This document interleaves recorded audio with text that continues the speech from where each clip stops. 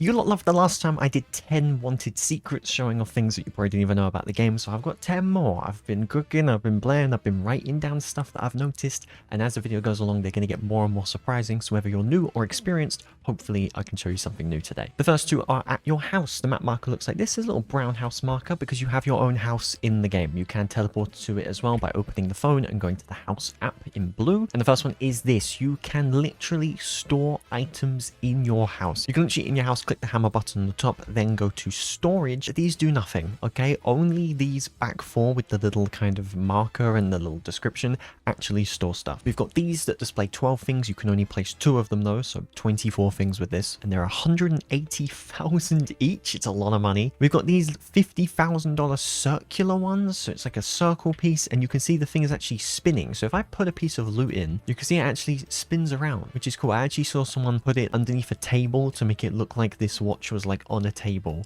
So there's some house decor stuff you can do with this. It's quite cool. Then you have a $45,000 triple case here, this kind of rectangular case. You could just put 3 things in. Pretty standard and simple. These things are kind of the exact same as in a jewelry store, and it's the same deal with these $15,000 cases. It's the exact same in the jewelry store, like a single case here. Obviously you're going to want to sell items to make money, but for instance there are a lot of missions in the game, and of course they're going to update, they're going to add more missions. So if I for instance think that maybe there'll be a mission in the future or an event that requires a diamond, I can store it at my house and just keep it there. It's safe. No one else can take it or steal it. It's just yours, and as soon as you want it, you just pick it up and it's in your bag, and you can place it back if you want. Alright, the next one I get comments about most days, honestly, like you lot keep asking me about this. The gun locker. This is a furniture item in the game that allows you to store 3 weapons inside, and just like with the item storage, it's locked to you. Only you can access this. But everyone always asks me, how do I get it, and can I get more than one?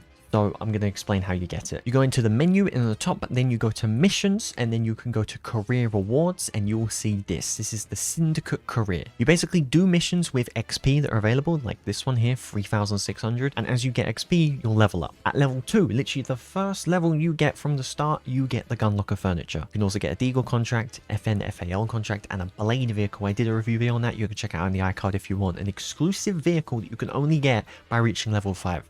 Very difficult to get, but just like with the item storage, pretty similar. You click on the hammer button again. This time you go into inventory, and if you've unlocked the gun locker, you should see it right there, gun locker, and it stores 3 guns. Unfortunately, you can only place 1.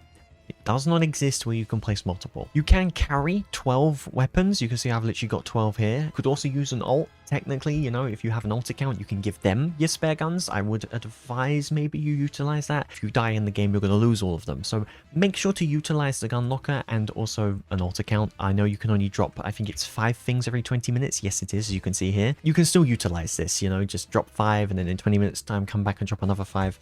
That would be my advice. What I will say as a cool little bonus hint for this, you don't actually need to have the gun locker. You can go to someone else's gun locker, and as long as you have permissions to interact with their stuff, you can store items in their gun locker. That's a cool little thing. Obviously though, unfortunately, it doesn't stack. If I were to go to someone else's gun locker, I'd be able to take out these 3 things. It's not separate. Think of it like a Minecraft ender chest. You know, if anyone gets that, it's like that. You can also just drop them and dispose of the weapons if you want to, but I wouldn't recommend doing that. Instead, for the 3rd secret I'm going to show you, I'd recommend going here to the port. It's this green map marker with an anchor on it. Keep going down. You've got this entrance here. We want to go to the most west entrance and turn in, and we want to go all the way down and speak to Rod. Rod is the NPC, and he's standing right here next to this kind of vault cracker with a radio and an M4. He's got a few purposes. You can give him money and he'll tell you what's at his port. There could be some really rare stuff. I covered it in my grinding video, the best way to grind. You can check that out right there if you want to. You can also browse his shop and buy a vault cracker. You need this to rob the jewelry store. We're actually going to be talking about this a little bit later on, so stay tuned. You can ask him who he is, or you can sell a gun to him. You can sell weapons in this game. So if I've got like a spare M60, I can talk to him and I can say that I want to sell it, and he'll give me 3,000 for it.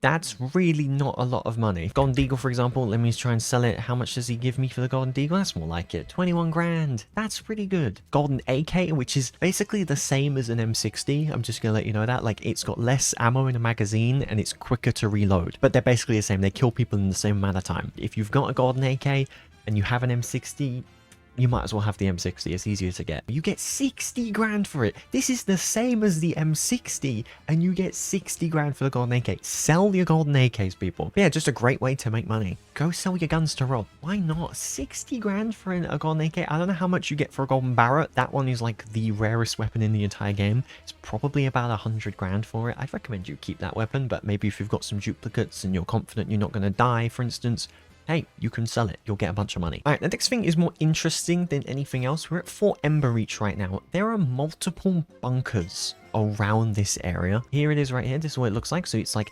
yellow tape on the front. We've got like a code pin system. We can actually walk through the yellow thing. We can use our gun to see through it. You can see there's nothing there. There's absolutely nothing. This says 04 on it, and I think you know where this is going. There are other bunkers around with different numbers. Now I need to try and find them all. Here's one. There you go. 02. This one's actually open, so we can actually drive through here. I think this is just like a little shortcut to kind of get out of the military area. I never use this. I should use that more. That's a great little shortcut. We've got number 3 over here, kind of next to the entrance. So then I would assume number 1 is the one over here. Yes, it is. So we've got another one here at the military base itself. There's not really any point to them. Obviously, the second one has that tunnel, but everything else is just kind of closed. The fact that they're numbered, you know, that takes effort. That takes like a thing that they have to consciously do. So could be something in the future. That's kind of what I want to kind of talk about. Like, maybe it could be like a robbery. I did suggest in my robbery ideas video that I did, like a military heist. It could lead to like a secret lab. I swear there's a 5th one as well next to the volcano. There is, but this one hasn't got a number. It's the exact same as the other ones, but it's grey instead of green. And it hasn't got a number on it. I don't think there's anything behind it. No, nothing behind it. Maybe there could be in the future. Why does this one exist? Why is it grey? Maybe they'll add it at one point. You shoot all of the dots in a certain order and then you finish on the grey one. It opens a secret, gives you Bitcoin Vol. I don't know. I don't know. For the 5th secret I'm showing you, this involves Sir B. This is the main character inside of the Syndicate base located under the mansion in the Badlands. He will give you and allow you to sell certain things to him. But this is different to Ophi's pawn shop. You can see this is a pair book. It's worth 1,000 cash. If I try and sell it to him, he will give me 2,000. He will double the amount that I'm selling to him, but it's going to take him 4 hours. So I can actually just sell that pair book to him. And that's done. You can see I didn't receive the money. In 4 hours, I automatically will. Keep in mind, if you're new to this game, you'll need to be level 2 in the Syndicate missions in order to unlock him. And at level 4, you'll be able to sell up to 100,000 to him. I've known about this for a while, but I don't think many people do. It doesn't work quite like Ophi. I did actually play this game quite a lot, thinking that it was kind of like Ophi, but it was kind of a locked system. As soon as you sell stuff to him, you just can't interact with him again. That's not true. You see, I've got some more money. I've got, I think it's 1,300. Yeah, 1,300 in my bag. I can ask where my money is, and he'll say that he has 2,000 coming to me in 3 hours and 59. But I can sell him more stuff. You can see I'm going to sell it to him. He'll give me double the amount, and he says again it's going to take him 4 hours, which isn't actually quite true. Now I'm going to ask where my money is again, and he's going to add the 2 totals. So now I've got 4,600, but it's still coming in 3 hours 59, not in 4 hours. So basically, as soon as you sell something to Sir B, it gets doubled and it's held there for 4 hours. In those 4 hours, you can add stuff to that amount and get that all the way up to 100,000 or 200,000 that he's giving you. So you've basically got a 4-hour window to fill up Sir B to the maximum amount that he can carry. You can literally do it a minute before you're meant to receive the money. Give him the money to fill him up to the max if you want to, or just somewhere close to that, and he will give you all that money doubled. I thought for the longest time that every time you sell to him, that amount that you sell to him takes 4 hours for you to get, and then if you sell him something else, it will take another 4 hours. But that's not true. It's a cumulative amount, and that amount in that 4-hour period that you give him will be doubled. So play it tactically, you know, like if you're waiting on Sir B, maybe ask him how much money you're owed, and then try and see if you can maybe drop certain items from your bag to give him the exact amount he wants, and then you can just get a whole 200,000 every single time. This next one also involves the Syndicate, and it involves incognito mode. This is an exclusive team that literally warns you when you join, anyone can turn on you, because this is like a free-for-all team. You can kill at basically any time any other Syndicate member. So unless if they're a criminal or a civilian, it's basically like a free-for-all team. So if you're into combat, you should join Syndicate. And that is one of the 2 perks of being Syndicate, because the other one involves this NPC over here. You can talk to him and you can go off the radar. In Wanted, you can literally see everyone on the map. You can see everyone on all types of teams, whether they're a civilian, criminal, Syndicate, or police. You can see them. If you open the map, and if they're near you on the minimap, you can see them on the minimap. However, if you're in incognito mode, you cannot be seen on either of them. You can actually leave Syndicate and keep incognito. So I'm not a Syndicate member anymore. I'm a criminal, but I'm still incognito. No one knows where I'm at in the minimap. This is a private server, but if we were in public, it would have worked. I actually don't know if it's possible, but I reckon you could probably join police, right? Like, I can be a police. Yeah, I'm an incognito police. So obviously, you know, you only have 15 minutes, but you can get to the police base in like a minute. You can have 14 minutes of being an incognito police. You can sneak up on people. They won't see you on the minimap. I think that's really cool. If you've got a really sweaty server, use that. Like, that's amazing. For the next one, I want to talk about private servers and how they are really not worth it. I have the Roblox Plus subscription, so I have this private server because of that subscription. I did not have one before because, as I said, they are pointless. I would not recommend at all grinding in them. You've probably noticed the fact there hasn't been an airdrop this whole video. That's because airdrops do not spawn in private servers. It's literally impossible. You can have a full server of people, 30 people in a private server, there will never be an airdrop. Also, you notice in the jewelry store, there's not really anything good. Like, there's a sapphire ring, few sapphire rings. There's one emerald ring. Okay, that's pretty good. Just kind of bad loot we're seeing around here. You know, one emerald ring is the only noteworthy thing here. And that is literally because private servers are nerfed. The jewelry store gives worse loot. The odds of the jewelry store in a private server is worse. And that's simply because the servers reset. You can literally just spam reset private servers to constantly get really good stuff. So yeah, make sure to, when you're robbing the jewelry store, don't use a private server. As well as that, you'll know that if you use the vault cracker on the jewelry vault, it takes 7 minutes. In a private server, it actually takes 10. So you get worse stuff and you have to wait for longer. Even in the vault, the loot is worse. Next, I think this one's just funny and I didn't realize it for a while. You'll notice that in the game, your walking, running, jumping animation, it's not really the same as your one, unless if you have the default one. I believe this is just the default Roblox walk animation. You can actually reset it and have your own walk animation. You go to menu, then go to settings, then go to gameplay. If you scroll all the way down, you should see default animations. Toggle that off. And then if you rejoin, I really don't like it in this game. You can see I've got my normal animation. These are different. It's my cartoony jump. You got my fast walk. They do have higher movement speed, so as you can see, this run animation is a lot faster than it would normally be. Swimming as well, my default animation. So yeah, if you like your own animation and you want to use it in this game, you absolutely can. So you can see I'm a police and I've got an alt account here. We're going to make it so the alt account will shoot at me. He'll become a little bit wanted. There you go. You can see. So I will kill this guy. That's what we're going to do in response to show you this 9th secret. So you can see he's downed right now. If I interact with him, it gives me 3 options. I can grab him, so literally just pick him up. I can revive him as a police, which is a bit weird. And then as a police, I can also arrest him. What this does is put him in handcuffs, sends him, you know, back to his house. Now, arresting, of course, is exclusive to police. Only police can arrest,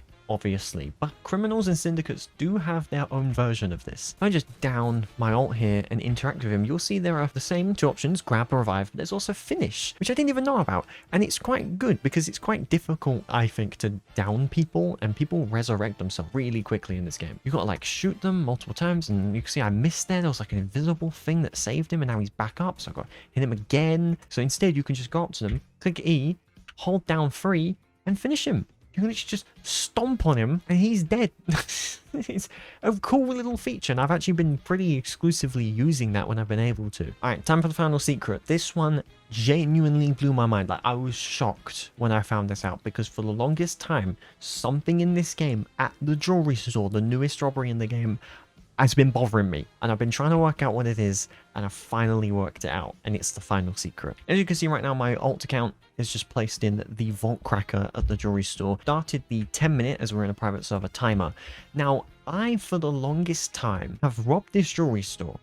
I've left the area, I've come back, and the vault cracker's gone. And I've been so confused. And I've wanted to even report this in the testing server as a thing that keeps happening to me, because I've been so confused about it. Finally, I have worked it out. And this is something I don't hear anyone even talk about. As a police, it is possible for you to dismantle vault crackers. This is just a thing you can do. Obviously, the vault cracker will just go on its own. Eventually, it'll get to a point where it will jam, and the criminal syndicate will have to unjam it by interacting with it.